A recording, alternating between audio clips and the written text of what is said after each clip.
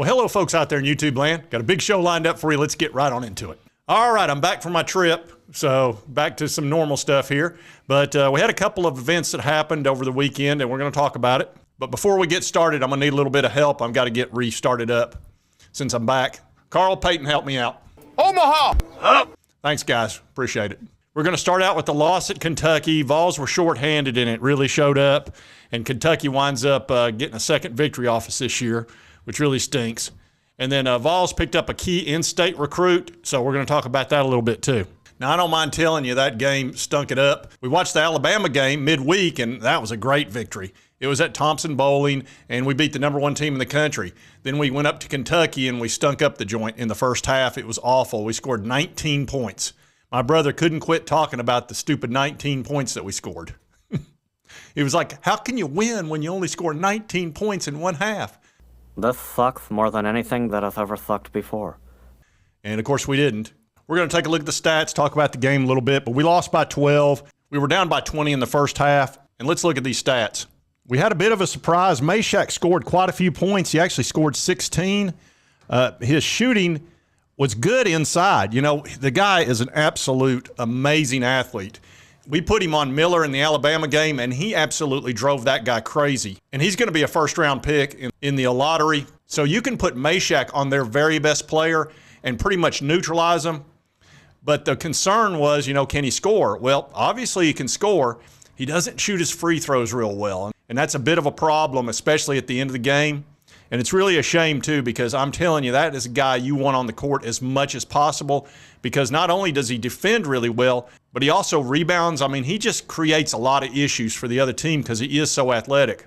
But you can see right here he scored 16 points, and Rick Barnes has been talking about trying to get him on the court because he is such a great athlete. 8 rebounds, 2 assists, 2 steals. This is what I'm talking about. He creates a lot of problems for the other team. If he could hit his free throws, and I'm sure he's working on it. Look, we're going to talk a lot about free throws on this. I don't think it's a lack of practice. Knowing Rick Barnes, I'm sure all these guys are shooting tons of foul shots and practicing. It's just tough. Look, free throws are tough in front of 20,000 people. I'm just going to go ahead and tell you. There are not very many people that can calmly make those shots.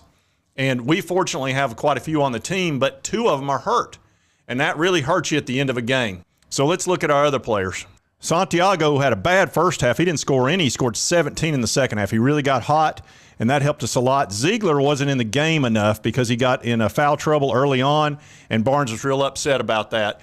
And he only played 23 minutes, and we need Zeke Ziegler out there about 36 minutes. We can't have him on the bench. Awaka played, he got 6 rebounds. He's a rebounding machine, but his shooting was poor. He missed a little layup and missed some other shots too, and missed the front end of a free throw, and that's unfortunate.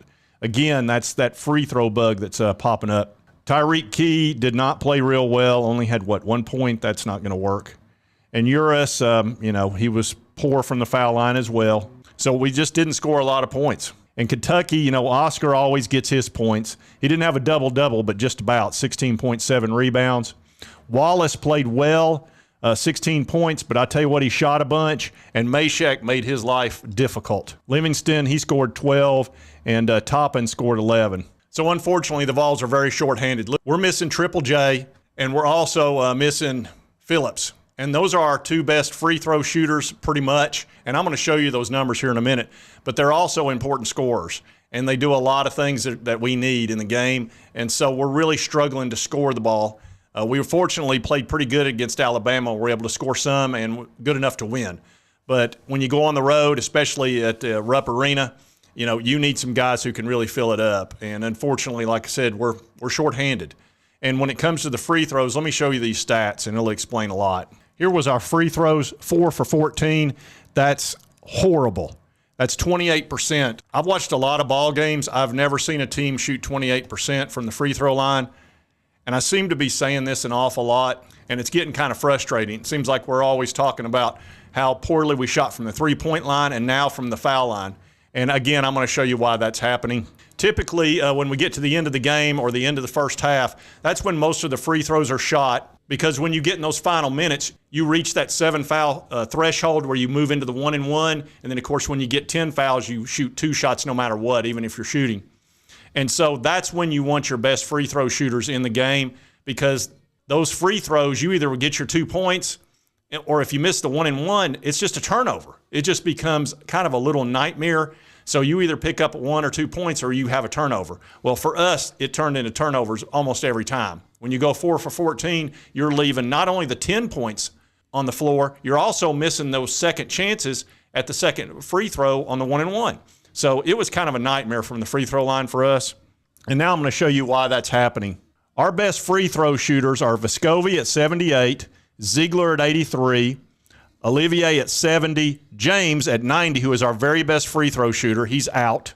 Phillips, 81%. He's our third best free throw shooter. He's out. And then the guys that were in the game that wound up shooting the free throws, and we're going to talk about that. Plavix at 39%. He shot some of those. Meshak's at 53%. And Awaka's at 43%. And that's a problem. Because we were so shorthanded, those guys were needed to be out there.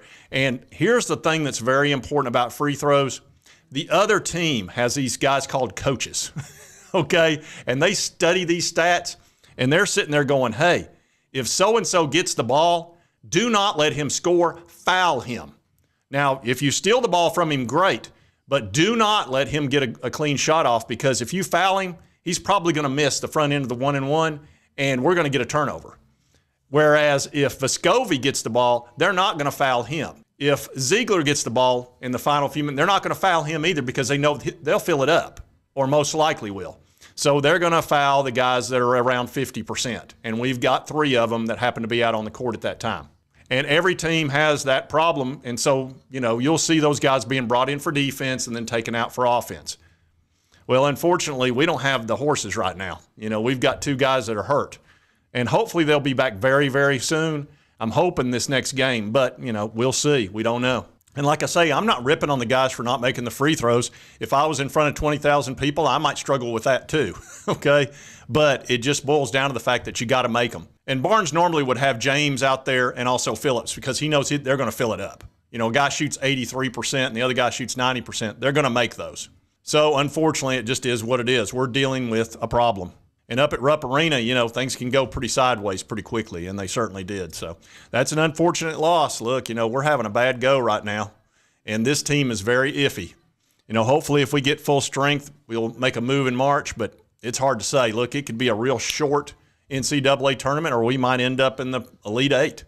It's just hard to say with this team. They're very erratic when it comes to offense. And unfortunately, defense really doesn't win championships. It wins some games, but and not in basketball. You've got to score. It's just the way it is. All right, now we're going to talk about Marcus Gore. Now, he is an in-state player, so this was a very important pickup for us. And I'll show you what his ranking is. You can see here he's a very high 3-star. He's the number 9 player in the state of Tennessee. And then nationally, he's 461. But I can tell you a lot of teams wanted this guy. As a matter of fact, he had just visited Colorado. They were after him. Nebraska, Michigan, Michigan State, all down the line. Louisville, there was so many teams after this guy. He's really fast, and that's why they like him so much. He runs a 4.40, and look, we all know if there's one thing that Josh Heupel likes, it's speed. Speed's what we need. We need greasy, fast speed. That's right, greasy, fast speed to be exact, and this guy's got that. And he's long, and he can defend. And the nice thing about him, because he has that quickness and that speed, he could play cornerback, he could play safety, he can play all the secondary positions pretty much, other than, I guess, linebacker. And a guy like that is valuable. It's really hard to teach speed. You really can't do it. You either got it or you don't. You can teach technique, but if you've got a guy that's got that kind of talent right off the bat, you can do a lot with him. So I think the Vols are very happy with this commitment. And I think he's been high on the Vols from day one. Now, we've got some other Tennessee players we really need to get, one of which is Edwin Spillman, who is the number 1 player in the state of Tennessee, a very high 4-star linebacker. That's kind of a must-get for us. We also have Boo Carter out of Chattanooga, who's a very good athlete. He's a 4-star as well. That's another guy that's kind of a must-get.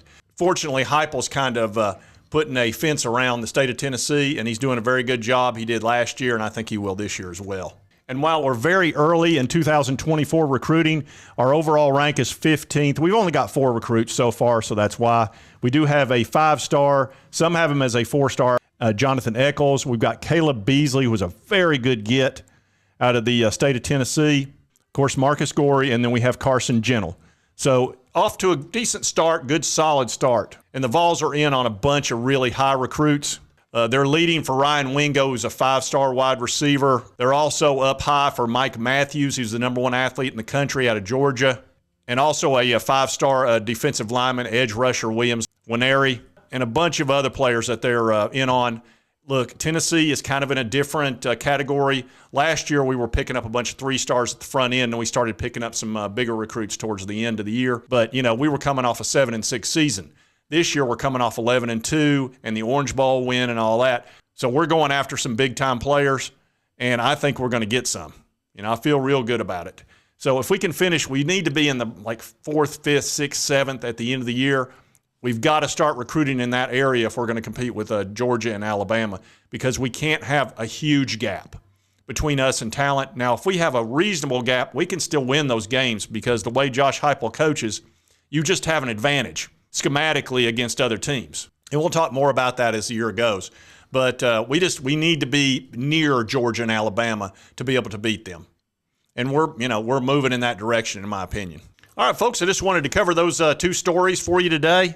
And if you like this content, be sure to hit that like button. Let's me know to continue to cover the Vols, the SEC, and all the goings-ons. Or ons-going. I don't know. It's one of those things. Anyway, and if you've not subscribed, it's right here on the left. Just hit that little button right there. Costs you nothing. Helps me out. I would appreciate it. And YouTube puts a video right here. It's my most recent one. Be sure to check that out. And we'll see you next time on Sports Talk Jay.